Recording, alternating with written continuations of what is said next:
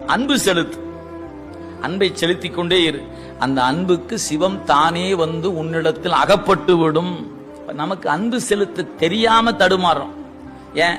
கண்ணுக்கு முன்னாடி தெரிஞ்சதுன்னு வச்சுங்களேன், சாமிக்கு ஒரு ஆடை எடுத்து கொடுத்து, அவருக்கு பிடிச்ச உணவெல்லாம் சமைச்சு கொடுத்து, நீங்க இப்படின்னு பார்த்தா ஒரு வணக்கம் போட்டு, ஐயா நான் உங்கால் தான் அப்படி வணக்கம் போட்டு, ஏதோ ஒரு வகையில் அவருக்கு வந்து நம்ம என்ன பண்ணலாம், நான் உங்கால் தான் ஐயா, நான் உங்கால் தான் அப்படின்னு ஏதாவது செய்வதற்கு ஒரு வாய்ப்பு. கண்ணுக்கே தெரியாம இருக்கிறார். அவர் மேல அன்பை செலுத்தினா எங்கேயா செலுத்துவது நமக்கு தெரிய மாட்டேங்குது. அதுக்காக தான் பெரியவங்க சொன்னாங்க, அவனுடைய நாமத்தை தொடர்ந்து சொல்லிக்கிட்டே இரு அப்படின்னாரு.